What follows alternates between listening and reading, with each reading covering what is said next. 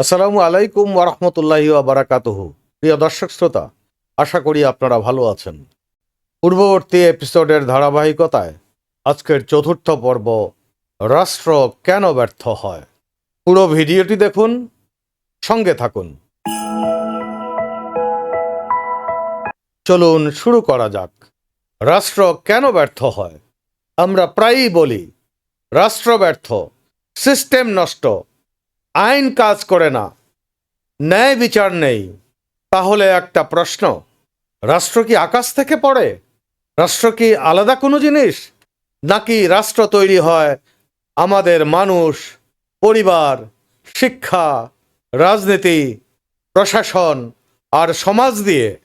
তাহলে রাষ্ট্র ব্যর্থ হলে দোষ কি শুধু রাষ্ট্রের, নাকি আমরা সবাই কোনো না কোনোভাবে দায়ী?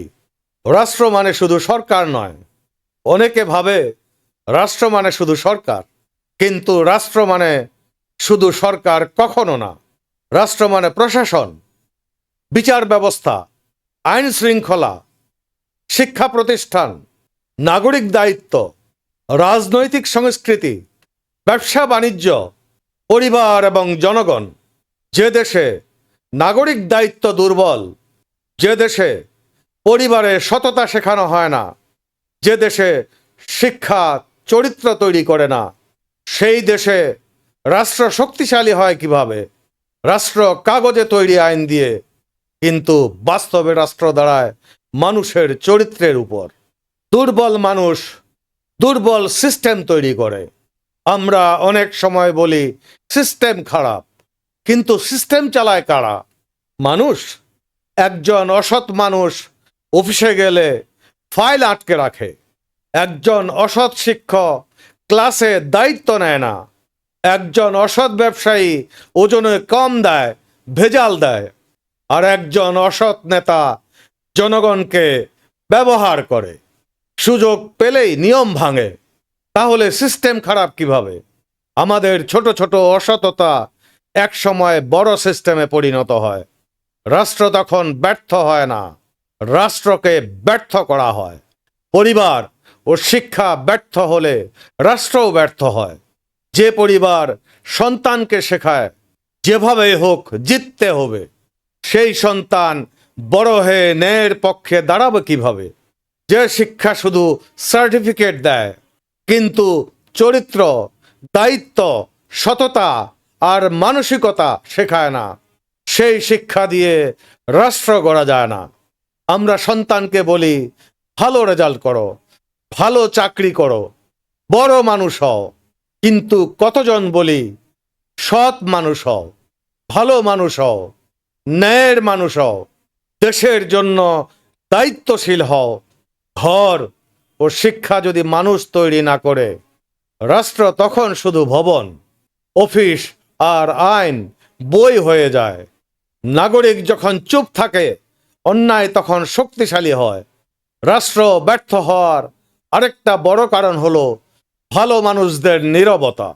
আমরা অন্যায় দেখি, কিন্তু বলি আমার কি? আমরা দুর্নীতি দেখি, কিন্তু বলি ঝামেলায় যাব না। আমরা ভুল সিদ্ধান্ত দেখি, কিন্তু বলি সবাই তো করছে।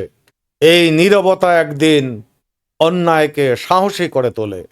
অন্যায়কারীরা তখন ভাবে কেউ কিছু বলবে না। একটা রাষ্ট্র ঠিক তখনই দুর্বল হয়, যখন সৎ মানুষ চুপ থাকে আর অসৎ মানুষ সংগঠিত হয়ে যায়। রাষ্ট্র বদলাতে হলে নাগরিক বদলাতে হবে। শুধু নেতা বদলালে হবে না, শুধু সরকার বদলালে হবে না, শুধু আইন করলেই হবে না। মানুষ ভেতর থেকে বদলাতে হবে। শিক্ষা বদলাতে হবে, পরিবার বদলাতে হবে, নাগরিক আচরণ বদলাতে হবে। আমরা যদি নিয়ম মানতে না চাই, আমরা যদি সুযোগ পেলে অন্যায় করি, আমরা যদি ঘরে সন্তানকে সততা না শেখাই, তাহলে রাষ্ট্র বদলাবে কিভাবে? রাষ্ট্রের সংস্কার শুরু হয় মানুষের ভেতর থেকে। সৎ নাগরিক ছাড়া সৎ রাষ্ট্র কখনো তৈরি হয় না। রাষ্ট্র একা ব্যর্থ হয় না।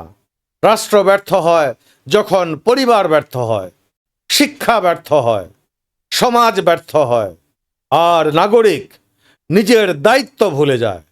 তাই প্রশ্নটা শুধু এই নয়, রাষ্ট্র কেন ব্যর্থ? প্রশ্ন হলো, আমরা রাষ্ট্রকে সফল করার জন্য কি করেছি, কি করতে পেরেছি? পরবর্তী এপিসোড দেখার জন্য অগ্রিম আমন্ত্রণ রইল। ততক্ষণ ভালো থাকবেন, সুস্থ থাকবেন, সততার সঙ্গে থাকবেন। আসসালামু আলাইকুম ওয়া রাহমাতুল্লাহি ওয়া বারাকাতুহু।